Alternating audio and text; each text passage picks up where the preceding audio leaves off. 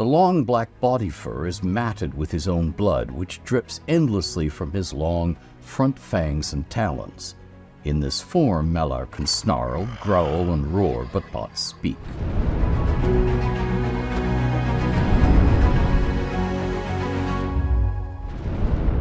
Hail and well met, and welcome back to another Realms Lore episode. I am here with the original creator of the Forgotten Realms, Sarah Ed Greenwood himself, and today we are talking about something that sounds very cool, the Beastlord.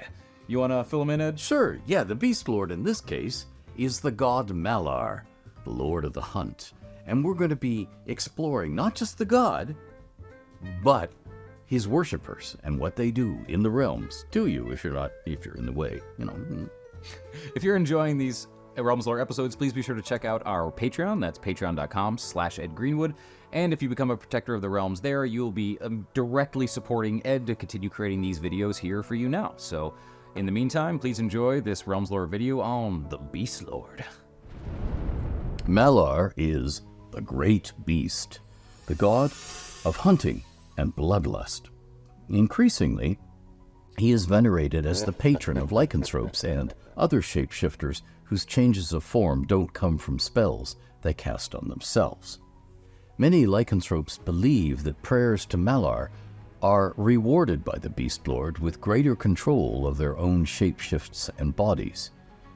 They understand blood loss and infection better, they can divert blood flow from a wound so as to lose less blood, and they gain a better sense of balance so they can run along narrow branches or ridges more sure-footedly and aim their jumps and falls more precisely to land where they want to. Malar be with me, is often whispered while attempting such things. Malar tells his senior clergy that he has always been, becoming aware as the first forest solidified out of the mists. He hunted and slew when other beasts were but formless mewling worms, gigantic versions of the dew-worms of today. Elminster believes that the Bloodgod has told himself and others this tale so often and for so long that he now believes it himself. El believes that Malar is a younger god, but for mortals, such terms are relative. He has certainly been active in the realms since well before Dale Reckoning began. He arose after Sylvanas left off his savage side to embrace a balance after the rise of Shanti, and he is now under the rule of Sylvanas once more, though thus far, Sylvanas hasn't curbed Malar in the slightest, so far as mortals know. He is the eternal beast, the ultimate hunter, the one who rends the balance. In Malar's view, the balance is an attempt to freeze matters as they are, and can only lead to stagnation, then corruption, and then decay, the decay of all. The true way is to rend the weak and sick, hunting ruthlessly and voraciously, and so drive endless renewal. Hunt not to extinction, hunt no more than is needed for plentiful food for all and to keep one's bloodlust sated, yet sharp, and glory in the hunt. Let it be swift and efficient, anticipate where prey will run and hide, but when you close with a quarry, let the slaying be long and bloody. The prey must know who brings its doom, and it must suffer. Malar detests rot, decay, infection, and poison. They are the scourges of pampered weakness that the swift death of the hunt purges from the living population. Creatures who have such afflictions are to be given to fire. Death is either clean, blood, or dirty, but necessary for renewal, fire. Hence the Malarite oath, blood and fire. Malar's favored forms remain those of the beast and the master of the hunt. He can shift form in an instant, even while falling, becoming a purple-black blur in which many observers have insisted they've glimpsed momentary tentacles as he does so. In any form he takes, he regenerates 44 hit points per round. In any round in which he devours the brain of another, he gains their current thoughts.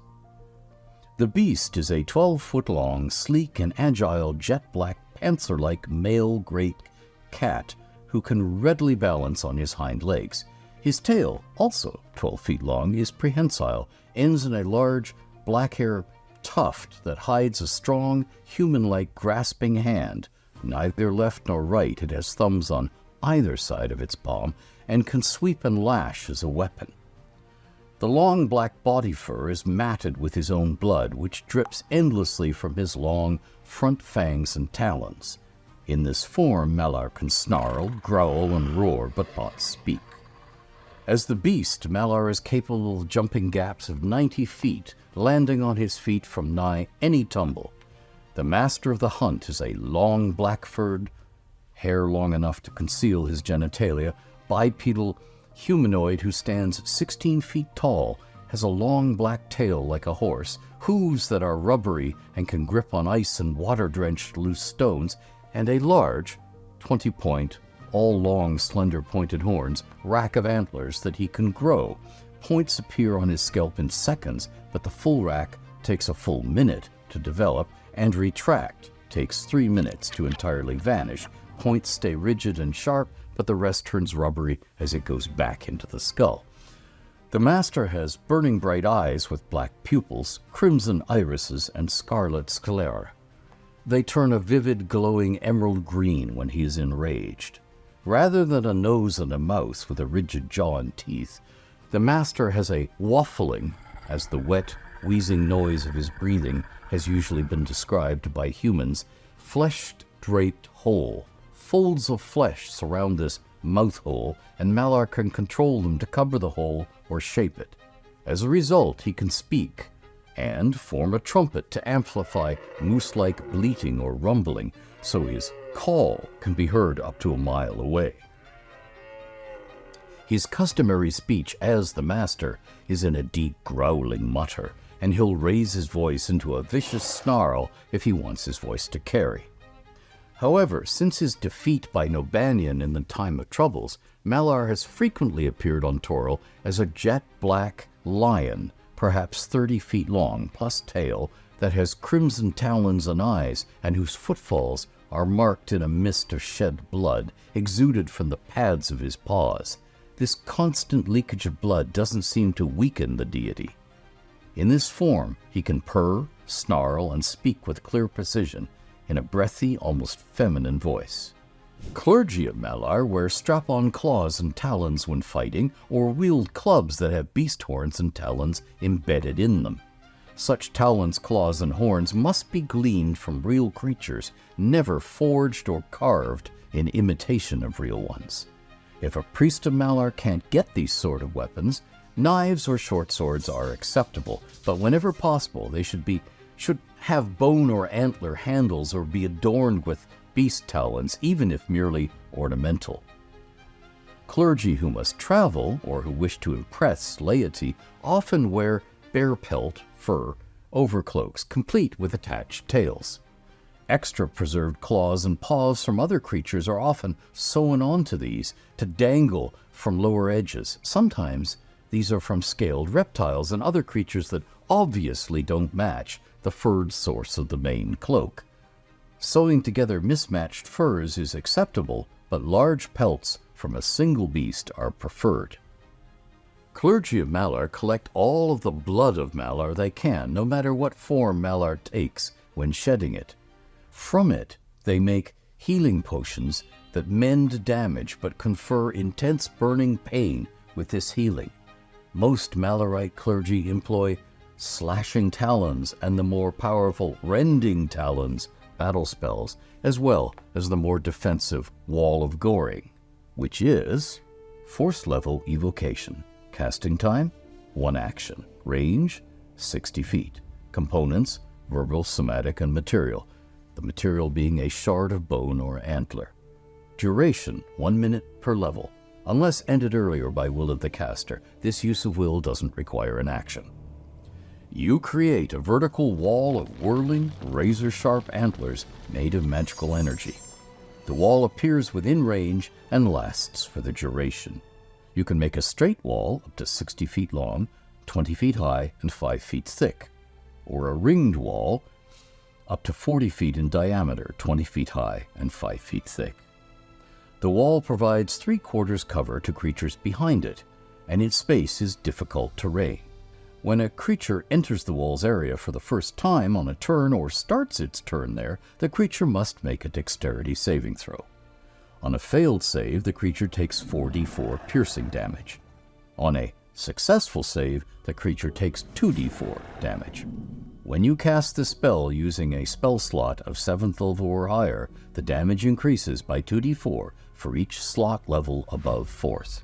Malar's current goals are to work against law, order, and civilization everywhere, to curb land clearances and other destruction of swamps and wilderlands, all taming of wild nature, and work to make sentients fear creatures and cut back any efforts at domesticating them. He uses his clergy in such efforts, but has learned since the time of troubles that they should operate with some subtlety, not preaching these goals for all mortals to hear and resist. Malar's priests have always covertly let herds out of enclosures and freed captured beasts from menageries, and they continue to do so whenever they can manage it without getting publicly caught. Malar also seeks, through dreams sent to worshippers, and the murmured words of advice to the faithful uttered by his clergy across the realms, to foment bloodlust in sentients, to make them give in to their wilder nature, acting more bestial whenever possible. So there you have it, a brief overview of the Beastlord and his faith. Hi, welcome back to Realmspeak, and this time around, we're doing this. MALEBRANCHE, a particular type of fiend that you wouldn't want to meet. MALEBRANCHE. Cute little devils. Cute little devils when you're far away. MALEBRANCHE. Again, from the French. So it may be spelled male branch E, but it's MALEBRANCHE because, hey, French. We spoke French fluently. Bend me over, Beastman, We are high. and show me why the most redeeming quality of your beastly anatomy.